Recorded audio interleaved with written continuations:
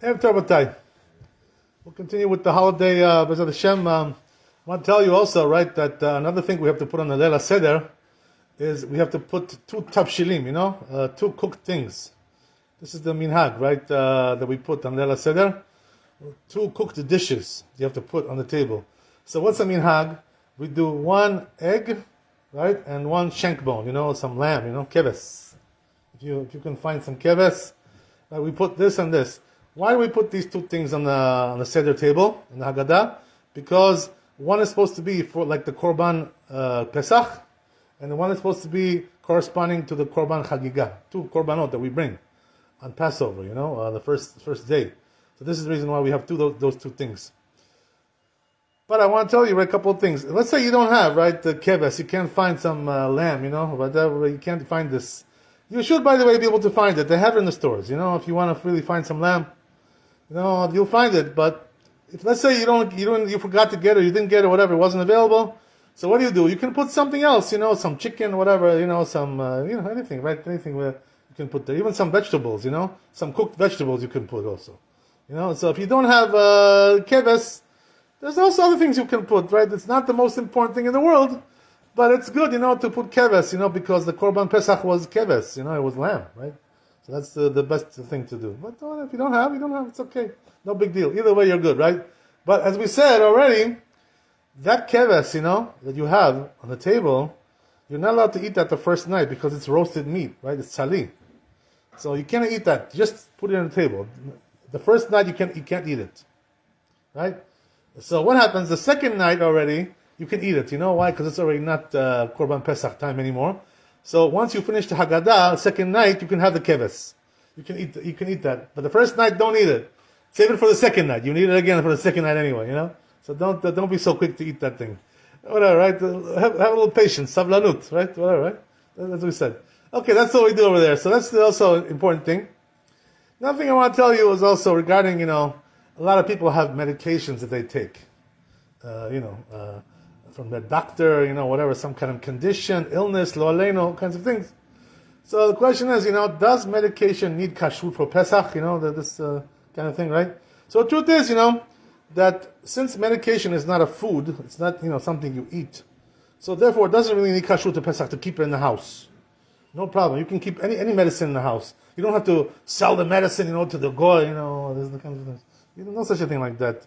You don't have to do that, right? Don't sell it to the goy. Keep it for yourself, But the thing is, what about to take it, right? To swallow it. So the rule is like this, that if this medicine, right, doesn't have a good taste, it's either like sour, bitter, or it's just no taste, whatsoever, no taste. So you're allowed to take it on Pesach, no problem. If you need it, right? If you don't need it, why take it? For what? Just for nothing, right? For no reason. If you need this medicine, your doctor told you to take it, whatever it is, right? You're allowed to take it. Even if it has chametz, I don't care. It has chametz, no chametz, as long as there's no taste there. You know what I mean? No problem. Because you're not eating it like that. You're not enjoying it. So it's okay. So what about if it has a nice taste? It's sweet. Something matok, right? So this, you have to be a little bit more careful. If it has metikut, if it has sweetness, like a coating, sugar coating on the outside of the pill or the capsule, what you got to do is, the rabbis used to say, Rav Sheinberg, Alav Shalom, used to say, what you do is you take some cellophane, and wrap it in the cellophane and swallow it like that. This way you won't taste the good taste from it. You won't get the good taste. So you take it like this. This is the way you do it. So if you need to do that, but truth is, most of the pills today, they don't have a good taste. They have no taste or they're bitter. So there's no problem with that. You can take all those things, but only what you need. Right? If you don't need it, stay away from it. For what? Why to take it? For what? That's not necessary. That's when it comes to medicines, right? Okay, so that's the thing, if it's something like which is a liquid, you drink it. So then there's, and it has a good taste. There's no way to coat that, So you have to make sure that it doesn't have chametz. This thing, They do have lists, by the way, in the kashrut, in the OU and the Vada Barabanim, which medicine has chametz, which medicine has kitniot.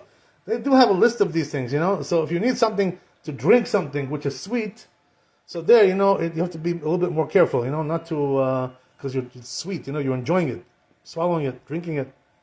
That's a little bit different. Most people are not taking medicines like that today, Only when they have a flu or something, cold, right? Whatever. They take those sweet things, but otherwise we're not taking that stuff today so much. Okay, so you get the point, right? That's the way it works. Okay, fine. So let's move on a little bit, right, to other things. I want to tell you also, right, that the minhag is, Chazal say, that what do we learn on right, when Passover starts? It already starts the days of the Omer, right? The second night is the first day of the Omer. So we learn Pirkeh Avot, right? This is the minhag, So therefore, a person, what should he do? A rabbi, whatever, whoever is giving the Divrei Torah, he should try to do Pirkeh Avot, don't do other things. Do Pirkeh Avot, prepare some Pirkeh Avot, right? This is the minhag to do Pirkeh Avot from Pesach to Shavuot, right? All those 49 days.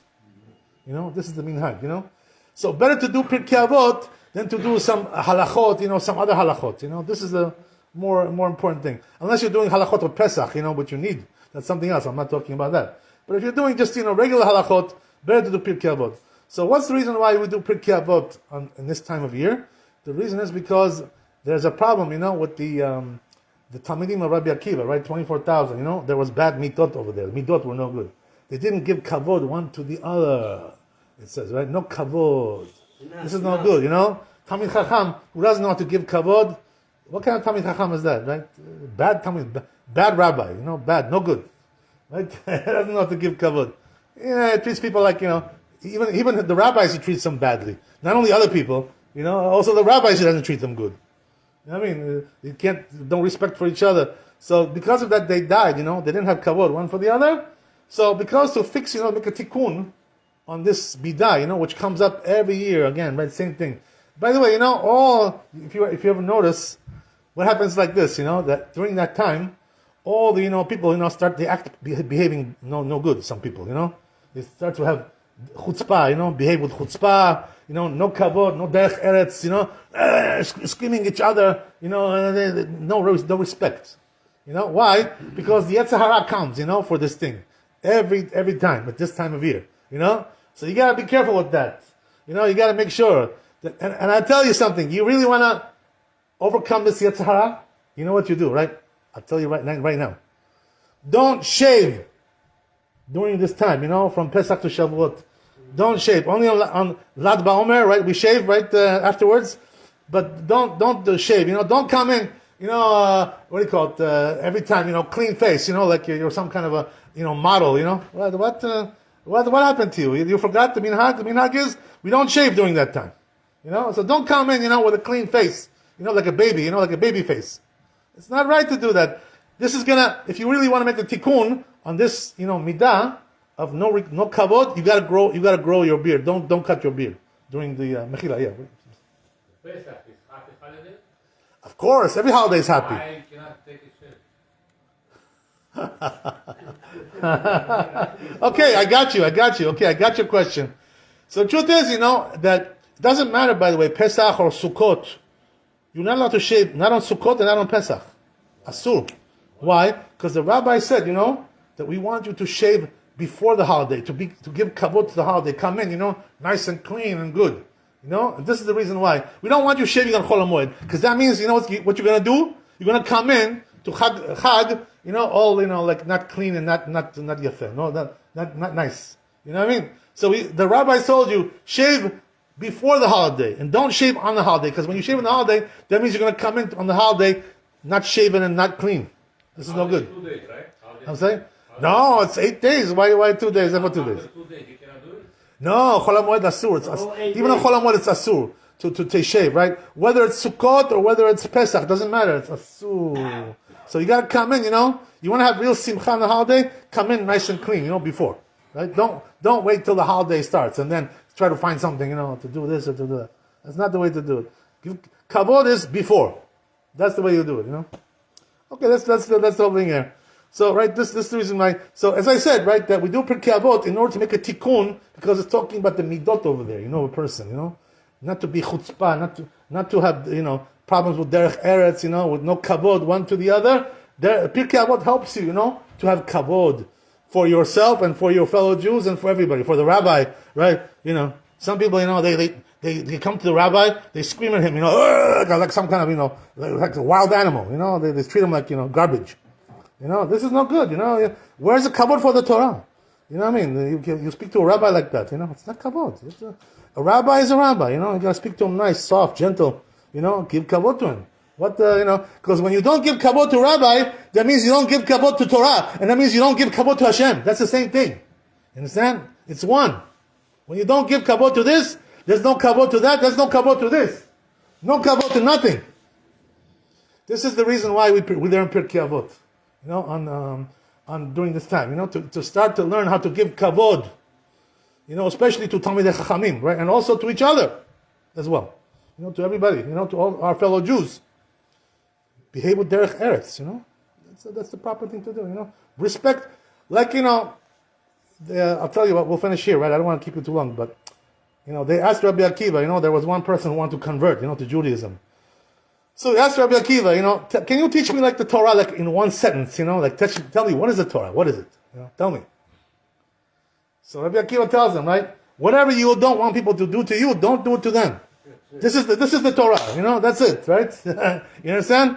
Just like you want them to treat you with kavod, you treat them with kavod.